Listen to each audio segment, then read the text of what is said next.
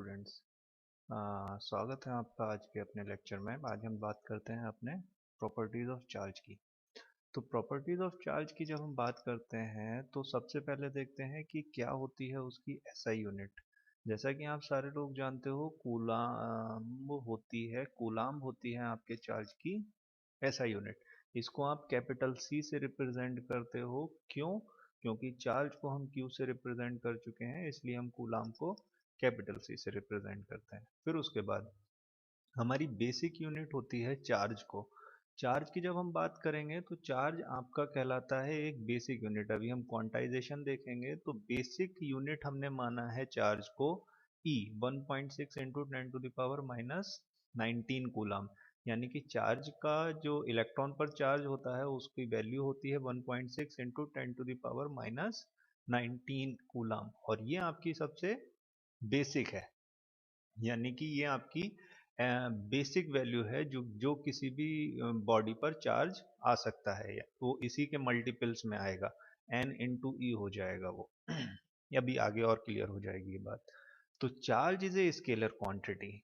अब ये scalar quantity होता है। स्केलर क्वांटिटी का मतलब है कि इसके पास सिर्फ और सिर्फ मैग्नीट्यूड होता है, कोई भी डायरेक्शन इसके पास नहीं होती है। सिर्फ और सिर्फ मैग्नीट्यूड होता है, इसके पास कोई भी डायरेक्शन नहीं होती है, सिर्फ मैग्नीट्यूड है इसके पास। ठीक है।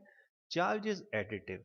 अब यहां से आपको समझने की बात है कि चार्ज एडिटिव होता है। एडिटिव का मतलब है कि अगर हमने कोई सिस्टम लिया हुआ है अपना, उस सिस्टम में सपोज कर लेते हैं n1 आपके प्रोटॉन्स हो गए और n2 हमारे हो गए इलेक्ट्रॉन्स।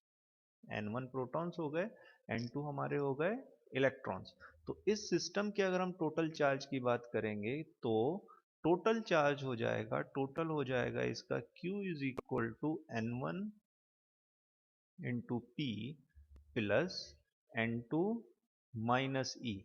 अब क्योंकि प्रोटॉन का चार्ज पॉजिटिव होता है और इलेक्ट्रॉन का चार्ज नेगेटिव होता है, इसलिए हम इनको साइन के साथ यूज करेंगे। तो टोटल चार्ज हो जाएगा Q n1 minus n2 into ई। क्यों P मान लेते हैं या फिर E मान लेते हैं? क्योंकि E और P की वैल्यू हमारे पास दोनों सेम है, सेम वैल्यू होती है, इसलिए टोटल चार्ज हो गया इस सिस्टम का n1 माइनस n2। तो किसी भी सिस्टम में अगर हमको टोटल चार्ज निकालना है तो उस सिस्टम में जितने भी चार्जेस हैं, यानी कि Q1 plus Q2 plus Q3 plus dot dot dot, जितने भी चार्जेस हैं उन सारे चार्जेस को आप यहाँ पर रिप्रेजेंट कर सकते हो विद साइन। उनको हम एल्जेब्रिकली ऐड कर सकते हैं विद साइन। साइन के साथ हम उनको आराम से ऐड कर सकते हैं। अब चार्ज इज ट्रांसफरेबल।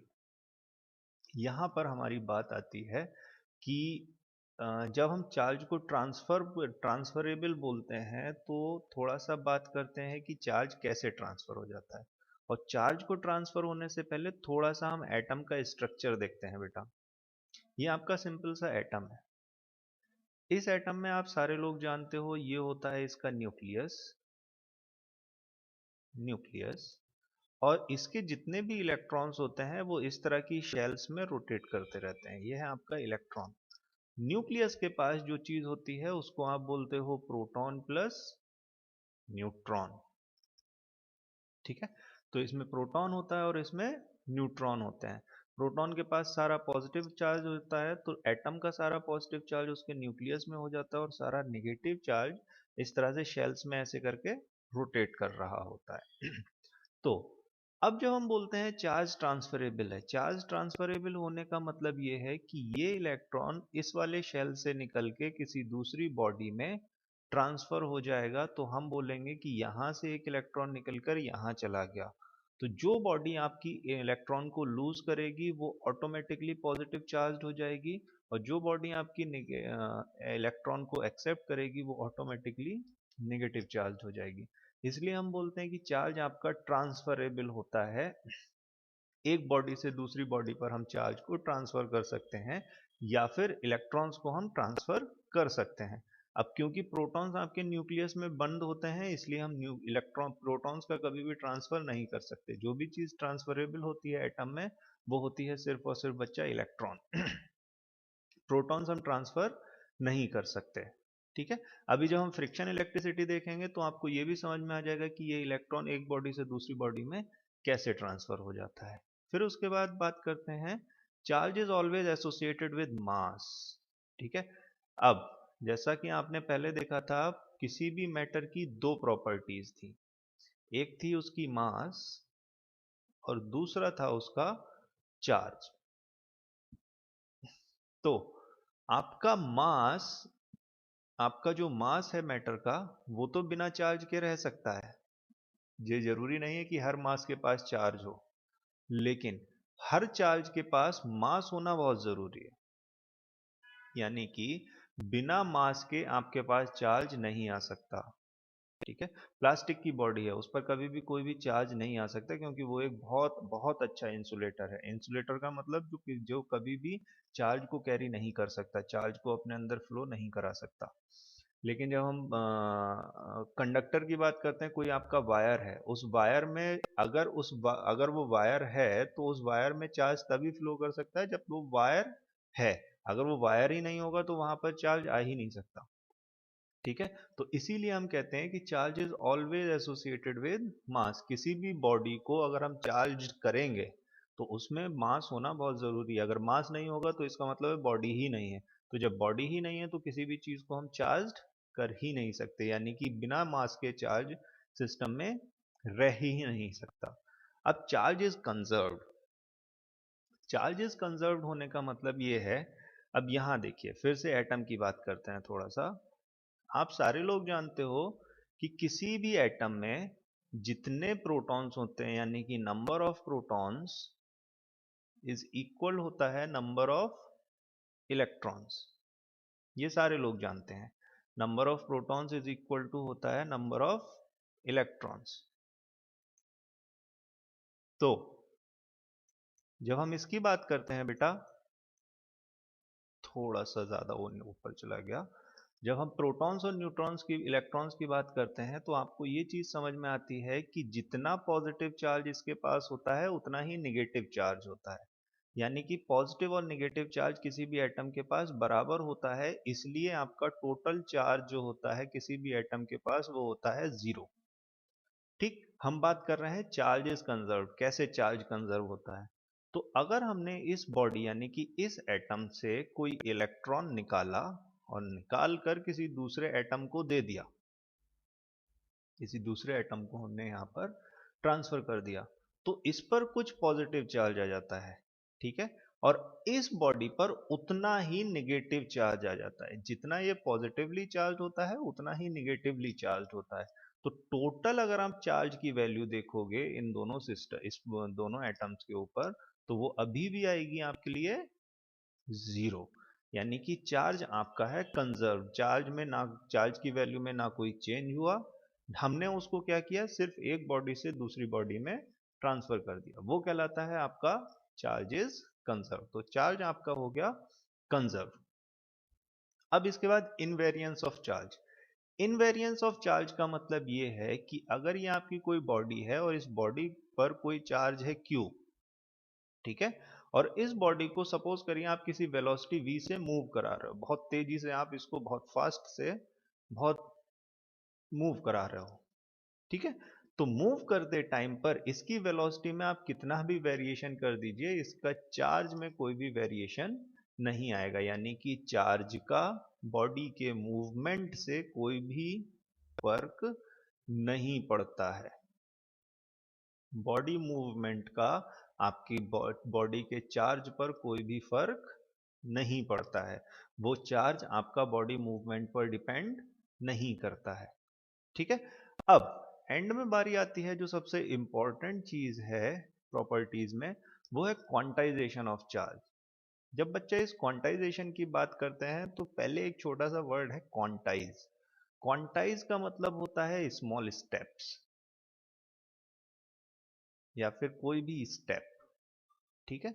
आप घर में सीढ़ियां चढ़ते हो, ये आपकी सीढ़ियां हैं, तो आप पहली सीढ़ी से दूसरी पर जाते हो, दूसरी से तीसरी पर और तीसरी से चौथी पर। कभी भी पहले से 1.5 यानी कि 1.5 पर नहीं जाते हो, या 2 से 2.5 पर नहीं जाते हो। 2 से आप सीधा जाते हो कहां पर, 3 पर। ढाई वाला चीज आपके यहाँ नहीं है। ठीक है, तो जब कभी कोई भी फिजिकल चीज, कोई भी फिजिकल क्वांटिटी एक मिनिमम क्वांटिटी के साथ, सपोज कर लेते हैं ये n है, ये फिजिकल क्वांटिटी है कोई, ठीक है, q बोल लेते हैं अभी इसको, फिजिकल क्वांटिटी एक मिनिमम स्टेप में ही अपने आप को चेंज कर सकती है, तो वो कहलाती है उसकी क्वांटाइज्ड वैल्यू। ठीक है, यानी कि आपके सीढ़ियों में सिर्फ पहले से दूसरे पे जा सकते हो, बीच में कोई वैल्यू नहीं है। इसी तरह से जब हम चार्ज की बात करते हैं तो चार्ज आपका डिपेंड करता है नंबर ऑफ इलेक्ट्रॉन्स पर।